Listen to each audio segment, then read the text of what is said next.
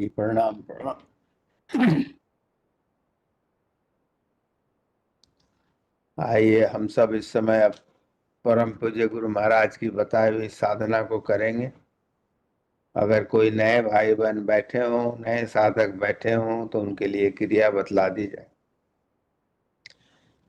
परम पूज्य गुरु महाराज की बताई हुई साधना को करने के लिए हमें पूर्ण श्रद्धा, प्रेम और विश्वास के साथ माँ के समक्ष बैठ रहे हैं। संत मत में समर्थ गुरु को ही साक्षात परमात्मा मानते हैं और जो लोग सही ढंग से साधना करते हैं निश्चित तौर पर इसका अनुभव प्राप्त करते हैं। इस साधना को करने के लिए हम सब एक ऐसे सुखद आसन में बैठते हैं जिसमें जहां तक हो सके बगैर हिले डुले करीब 30 मिनट तक बैठे रह सके। जहां तक हो सके मेरुदंड सीधी रखते हैं, नेत्र हल्के से ऐसे बंद करते हैं जैसे सोते वक्त। इस साधना को सुबह शाम तो करना ही चाहिए और अपने समर्थ गुरु की याद पर हमेशा बनाए रखनी चाहिए। आप जितनी बनाए रखेंगे उतनी ही लाभ होगा। सत्संग की 2 प्रार्थनाएं भी होती हैं। अगर आपको पता है, आप बोलना चाहें तो प्रेम पूर्वक मधुर स्वर में परम पूज्य गुरु महाराज को निवेदन करें, नहीं तो शुरू से ही ध्यान की क्रिया में लग जाए। ध्यान का क्षेत्र हमारा हृदय क्षेत्र होता है। प्रार्थना समाप्त हो जाती है, उसके बाद भी ध्यान चलता रहता है और जब संकेत किया जाए तब हम सब ध्यान बंद करेंगे और अंत के गीत के बाद अपने नेत्रों को खोलना उचित रहता है। ये जो परम पूज्य गुरु महाराज ने जिनकी बताई हुई हम साधना को करते हैं, देखिए एक सूत्र है कि जिनके ज्ञान को हम धारण करते हैं वो हमारे गुरु होते हैं। और हम कई प्रकार के ज्ञान अपने जीवन में धारण करते हैं और इसीलिए हमारे कई प्रकार के गुरु होते हैं। कोई सांसारिक, कोई आध्यात्मिक, कोई मंत्र बताने वाला, कई तरह के गुरु होते हैं। सबसे पहला गुरु वैसे तो माता को ही मानते हैं, क्योंकि सबसे पहला कोई अगर ज्ञान हम सीखते हैं तो वो उनके उदर में रहने समय ही हम सीखते हैं और वो पहला ज्ञान वो माता ही प्रदान कर सकती है और इसीलिए माता को गुरु माना जाता है। इसीलिए गुरु को भी माता कहा जाता है, क्योंकि माता सांसारिक हो जाती हैं और गुरु आध्यात्मिक अगर हो, जो समर्थ हो, जिनके ज्ञान को हम धारण करें तो वो सबसे बड़ा सेवा वही करते हैं।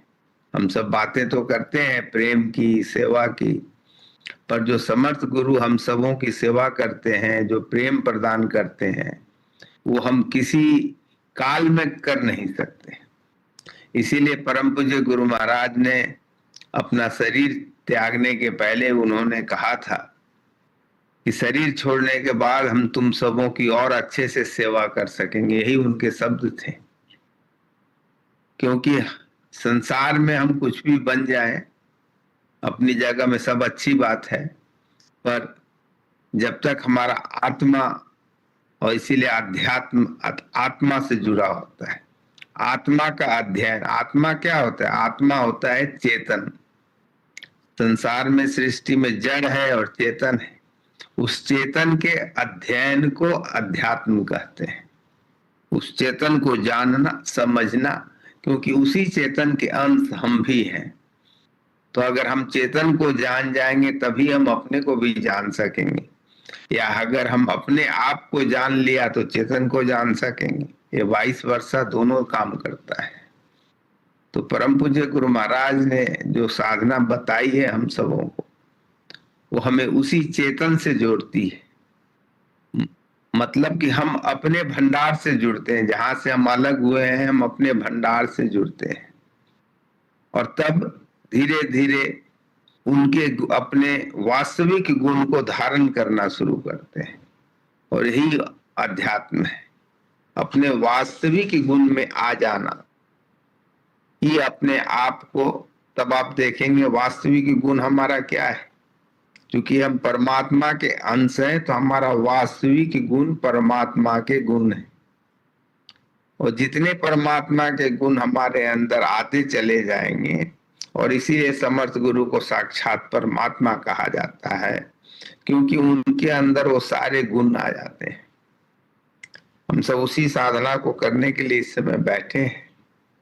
तो ध्यान की क्रिया समझ लें कि हम सब बैठ गए, ऐसा ख्याल करेंगे कि सामने से परमात्मा का प्रकाश आ रहा है, हमारा हृदय उस प्रकाश से प्रकाशित होता चला जा रहा है, हमारा रोम रोम प्रकाशित होता चला जा रहा है, और हम उसी में लय होते चले जा रहे हैं। मन इधर उधर भागे, अगर आपको पता लगे तो वापस इसी ख्याल पर आना है कि सामने से परमात्मा का प्रकाश आ रहा है, हमारा हृदय उस प्रकाश से प्रकाशित होता चला जा रहा है, हमारा रोम रोम प्रकाशित होता चला जा रहा है, और हम उसी में लय होते चले जा रहे हैं।